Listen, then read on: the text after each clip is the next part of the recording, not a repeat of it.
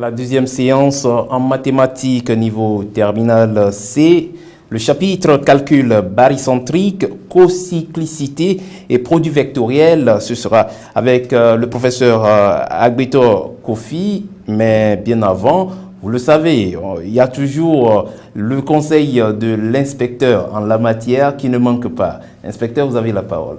Merci. Nous poursuivons, chers élèves de la terminale C, la révision sur les calculs barycentriques, cocyclicité, produits vectoriels. La première séance a été consacrée à la révision sur le barycentre de n points, les utilisations que nous pouvons en faire. Cette fois-ci, nous poursuivons avec les lignes ou surfaces de niveau d'une fonction scalaire de Leibniz. Et vous avez déjà vu avec ce qui s'est passé qu'il y a des types de surfaces de lignes qu'il faut connaître parce que c'est des notions qui arrivent très souvent dans les exercices. Et nous espérons que cette séance va vous permettre de mieux vous affermir par rapport à toutes ces notions. Bonne séance de révision à vous.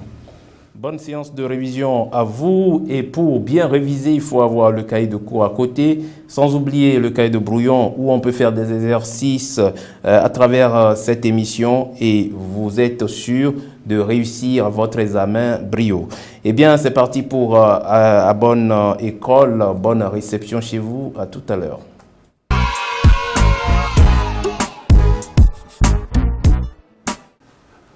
Aujourd'hui, nous sommes en classe de terminale C et nous allons réviser le chapitre calcul barycentrique, cocyclicité et produits vectoriels.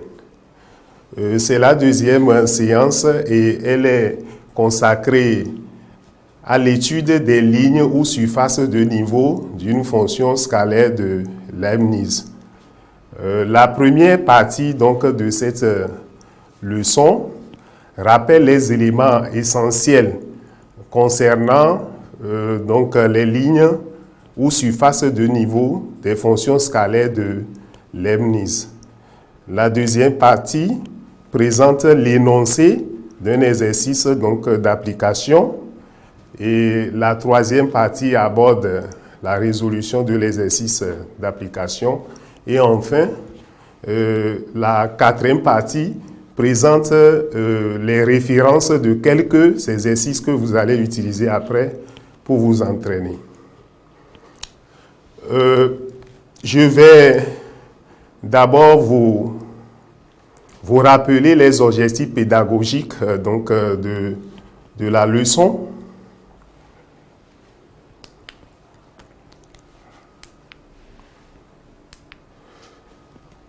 Les objectifs pédagogiques sont: premier objectif, réduire des fonctions scalaires de Leibniz en utilisant le barycentre ou un point intéressant si la somme des coefficients est nulle. Deuxième objectif, déterminer la ligne ou surface de niveau des fonctions scalaires de Leibniz. Sans plus tarder, nous allons entamer la première partie concernant les rappels. Le premier point, la définition. Alors, soit AI, alpha I, 1 inférieur ou égal à I inférieur ou égal à N points pondérés de l'espace. On appelle fonction scalaire de Leibniz associée à ce système de n points pondérés l'application f définie de l'espace E dans R tel que pour tout point M de l'espace, l'image de M par F est égale somme I allant de 1 à N de alpha I, distance M à I au carré.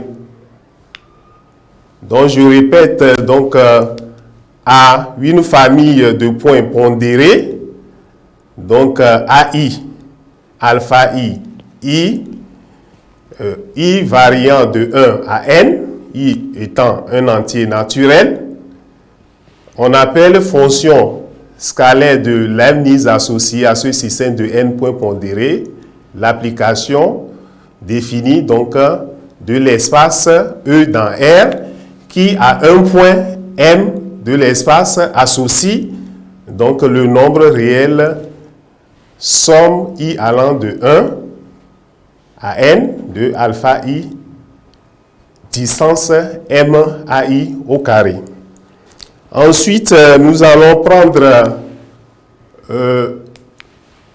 le second point donc, de la partie rappel. Il s'agit ici de la notion donc, de ligne ou surface de niveau des fonctions scalaires de Leibniz. Et nous allons prendre d'abord f comme étant la fonction scalaire de Leibniz définie de l'espace E dans R, associée au système de points pondérés AI alpha I 1 inférieur ou égal à I inférieur ou égal à N et K un nombre réel. Définition et nature. Définition d'abord. Le premier point, c'est la définition d'une surface de niveau. On appelle surface de niveau K de F l'ensemble des points EK. L'ensemble EK, autant pour moi, l'ensemble EK des points M de l'espace, tel que l'image de M par K, l'image de M par F est égale à K. Autrement dit, EK n'est autre que l'ensemble donc des antécédents du nombre réel K par F. Le deuxième point est relatif à la nature d'une surface donc de niveau. La surface de niveau K de F est soit l'ensemble vide, soit un singleton, soit un plan, soit une sphère, ou bien soit l'espace tout entier. Ce qui veut dire qu'on a 5 éventualités. Alors, nous allons passer donc je vais attirer votre attention sur cette remarque. Alors, si l'ensemble de départ de F est le plan au lieu de l'espace, l'ensemble EK est appelé ligne de niveau K de F au lieu de surface de niveau K de F. Par rapport à la nature, la ligne de niveau K de F, dans ce cas, est soit l'ensemble donc vide, soit un singleton, soit une droite, soit un cercle, soit le plan. Nous allons passer maintenant au point concernant la détermination d'une ligne de niveau ou surface de niveau. Alors, je rappelle l'écriture donc de la fonction donc de Leibniz associée à notre système de points pondérés. Prenons K, un nombre réel quelconque.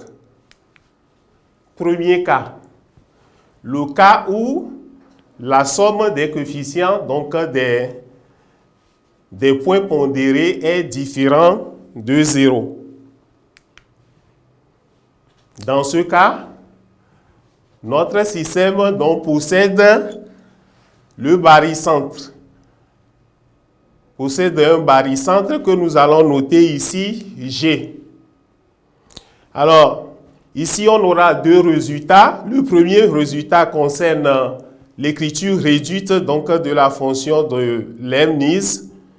Et ce résultat s'énonce comme suit. Pour tout point M de l'espace E, somme I allant de 1 à N, alpha I, distance MAI carré, est égale à la somme donc, des coefficients des points pondérés du système multiplié par la distance mg carré, plus somme I allant de 1 à N, de alpha I, G, distance GAI, le tout au carré. Alors, on peut retenir simplement cette égalité en retenant tout simplement que le premier membre, c'est f de m, l'image de m, donc par f, égale somme I allant de 1 à n de alpha I mg, plus tout simplement f de g. Donc, c'est plus simple donc, de retenir cette formule. Le deuxième point donc, de ce théorème,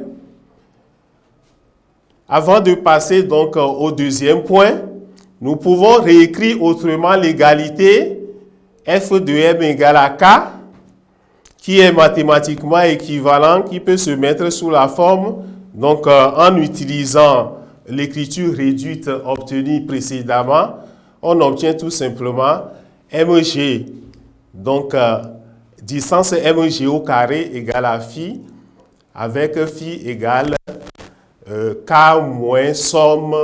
Donc on a cherché tout simplement à exprimer la distance mg carré à partir de l'égalité f de m égale à k.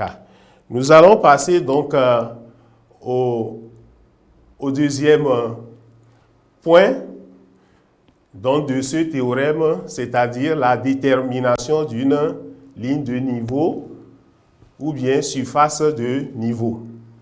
Alors, je rappelle que nous sommes toujours dans le cas où la somme des coefficients est nulle. Et l'égalité f de m égale à k est équivalente donc à mg égale à phi. Alors, la surface, dans ce cas, la surface de niveau est de f, la surface de niveau k de f est soit l'ensemble vide, si phi est négatif, soit le singleton, si phi est nul. Donc là, nous exploitons l'égalité distance mg carré égale à phi. Alors, si c'est négatif, il y a une impossibilité. Donc, c'est vide. Soit c'est le singleton, parce que la distance là va être nulle, ce qui veut dire que m est confondu avec g. Soit la sphère de centre g et de rayon, donc racine carrée de phi. Parce que nous sommes dans le cas où phi est positif. Alors, lorsqu'on est dans le plan, au lieu de l'espace, le vocabulaire change. On parle plutôt de, lorsqu'on est dans le plan, on parle plutôt de la ligne de niveau K, hein, donc de F. Et là, pour ce qui concerne la nature, elle est soit l'ensemble vide, soit le singleton G, et enfin, soit le cercle du centre G et de rayon racine de phi. Nous allons rapidement passer donc au second cas avec les mêmes hypothèses. Deuxième cas qui correspond à somme des coefficients égale à 0. Prenons un point O de l'espace. Alors, premier résultat, concerne également l'écriture réduite donc, de la fonction de Leibniz dans le cas où la somme des coefficients est nulle. Le premier résultat s'énonce. Somme i allant de 1 à n de alpha i MAI au carré est égale somme i allant de 1 à n de alpha i distance O AI au carré moins 2 fois produit scalaire des vecteurs U et ON, où U est un vecteur constant qui est égal tout simplement somme I allant de 1 à N de alpha I vecteur OAI. Alors, je rappelle que l'égalité, là, on peut retenir ça facilement. Le premier membre, c'est tout juste f de n. Le premier terme, donc, n'est autre que l'image de O, f de O, moins 2 fois vecteur U scalaire OM. Ensuite, on peut utiliser donc, cette réduction pour traduire l'égalité f de m égale à k. Et on obtient tout simplement produit scalaire des vecteurs U et OM égale à lambda, avec lambda égale moins k plus somme I allant de 1 jusqu'à n de alpha I OAI au carré, le tout sur 2. Alors nous allons passer maintenant donc à la détermination en utilisant l'égalité obtenue précédemment, c'est-à-dire U, vecteur U scalaire, vecteur OM égale à lambda. Alors, quels sont les cas qui vont se présenter à nous? La surface, dans ce cas, la surface de niveau K de F est soit l'ensemble vide ou l'espace, lorsque le vecteur U, donc que nous avons défini précédemment, est le vecteur nul, soit un plan de vecteur normal U si le vecteur U est donc différent du vecteur nul. Alors, encore une fois, lorsqu'on est dans le plan au lieu de l'espace, la ligne de niveau est soit l'ensemble vide ou le plan tout entier, puisque nous sommes dans le cas où l'ensemble de départ est le plan au lieu de l'espace, soit ça donne une boîte de vecteur normal U. Alors, nous sommes à la fin des rappels et nous allons maintenant essayer de passer à l'énoncé de l'exercice. Alors, nous allons faire une lecture donc, du test. Alors, soit A, B, C, D, un tétraèdre régulier d'arête A, partie grand 1, soit F, l'application définie de l'espace E vers R, par, pour tout point M de E, l'image de M par F est égale MA carré plus 2 MB carré plus 3 MC carré moins 6 MD carré. Alors, on note gamma, la surface de niveau 6A carré de F. Question A. Vérifier que D appartient à gamma. Question B. Déterminer gamma. Partie grand 2.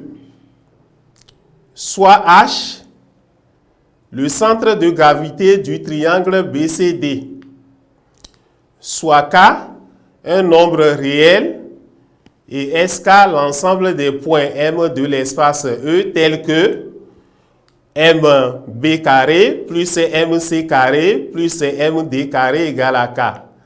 Question, déterminer les valeurs de K pour lesquelles SK est une sphère dont on précisera le centre et le rayon.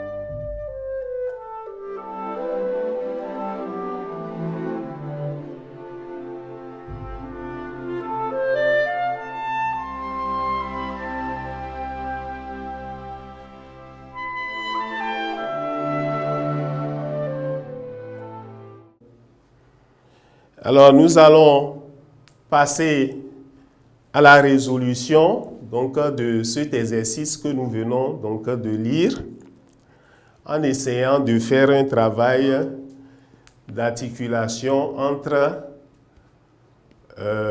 ce que nous avons rappelé et les questions posées. Alors, question grand 1, petit a. On nous demande de justifier que D appartient donc à gamma. Ici, dans l'énoncé, gamma est défini comme étant la ligne de niveau 6A carré donc de F.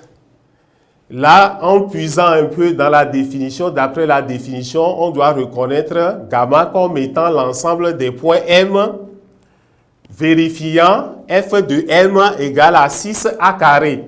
Et de là, pour montrer que D appartient à gamma, il suffit de prouver que F de D est égal à 6A carré. Alors, nous allons évaluer F de D en utilisant l'expression générale de F de M. Il suffit de remplacer M par D et on obtient F de D égale DA carré plus 2 fois DB carré plus 3 fois DC carré. Alors, or, ABCD est un tétraèdre régulier d'arête A. Donc, puisque tétraèdre régulier veut dire que toutes les faces donc, du tétraèdre sont des triangles donc, équilatéraux. Donc, ce qui nous permet de déduire que la distance DA est égale à distance DB égale à distance DC égale à petit a qui représente le côté du tétraèdre. Et en remplaçant, en reportant dans l'écriture de F2, on obtient 6, F de D égale à 6A carré, ce qui nous permet de conclure que D appartient à gamma. Question petit b, où on nous demande de déterminer l'ensemble gamma. Alors, dans ce cas, nous reconnaissons tout simplement f comme étant la fonction scalaire donc de Leibniz associée au système comportant les points pondérés A affectés du coefficient 1, B affecté du coefficient 2, C affecté du coefficient 3 et D affecté du coefficient. Alors, en remarquant tout simplement que la somme des coefficients est nulle, alors nous pouvons utiliser le point D pour réduire, donc pour avoir l'écriture réduite de F. Alors, en utilisant donc cette formule obtenue dans le cours, F de M est égal à F de D. Donc, les trois premiers donc, regroupés donnent F de D moins 2U scalaire Dn, avec U égale dA plus dB plus donc 3 dC. Alors, en utilisant l'écriture réduite là, on obtient tout simplement donc f de m égale à 6 a carré moins 2 u scalaire dm avec u égale vecteur dA plus 2 dB plus 3 dC. En traduisant maintenant l'égalité caractérisant gamma, f de m égale à 6 a carré est mathématiquement équivalente à u scalaire dm égale à 0, ce qui nous permet de conclure tout simplement que gamma est le plan passant par D et de vecteur normal U. Question grand 2. Alors, on note A, ça c'est les hypothèses donc, de l'énoncé, on les rappelle. H est le centre de gravité et on nous demande de déterminer les valeurs de M pour lesquelles SK est une sphère. Alors, ici, nous allons reconnaître tout simplement SK comme étant la ligne de niveau K de l'application qui à M associe MB carré plus MC carré plus MD carré. Et à cette fonction-là, on associe donc le système des points pondérés B affectés du coefficient 1, C1 et D1. Et en utilisant la formule de réduction d'une fonction de Leibniz, on obtient tout simplement MB carré plus MC carré plus MD carré égale 3 MH carré plus HB carré plus HC carré plus HD carré.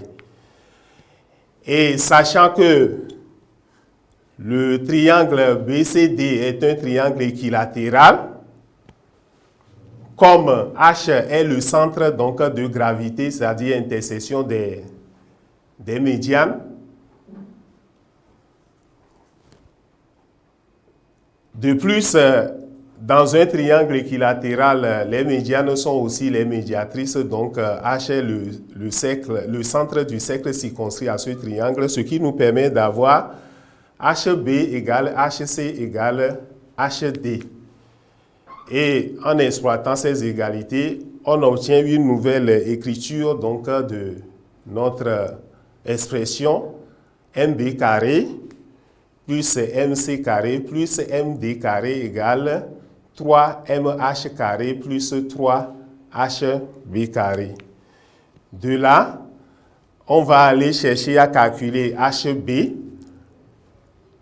Comme H est l'isobarycentre des points B, C et D, et que I est le milieu donc, du segment, alors H est tout simplement le barycentre donc, des points I affecté du coefficient donc 1 et A, et I affecté du coefficient 2 et A affecté du coefficient 1, ce qui nous donne une relation vectorielle H, donc BH égale à 2 tiers donc, de BI, et en passant à la norme, on obtient tout simplement HB égale à 2 tiers de BI. Alors, on va considérer le triangle BIC, qui est rectangle en I, et là, on déduit tout simplement en connaissant l'angle en C, BI est égal à BC sinus de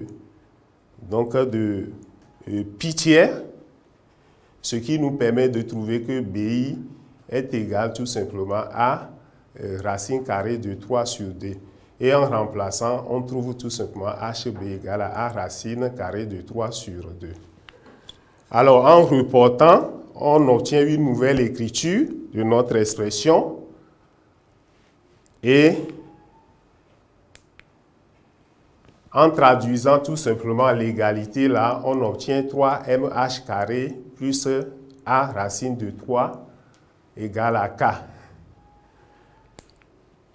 Soit MH carré égale à K moins A racine de 3 sur 3.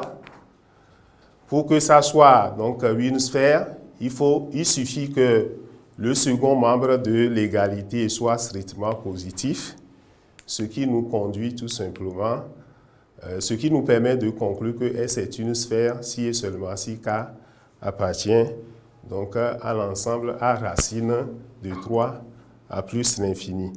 Nous voici à la fin donc, de la résolution. Nous allons passer à la dernière partie où vous avez les références de quelques exercices que vous allez utiliser pour vous entraîner. Exercice 23, page 51. Exercice 50, page 53. Exercice 21, page 216. Merci. Merci, professeur Agbeto Kofi. Eh bien, c'était le chapitre sur les calculs barycentriques, cocyclicité et produits vectoriels, deuxième partie pour les classes de terminale C. Et c'était à bonne école. Restez chez vous, respectez les règles d'hygiène et les mesures barrières et portez-vous bien. À très bientôt.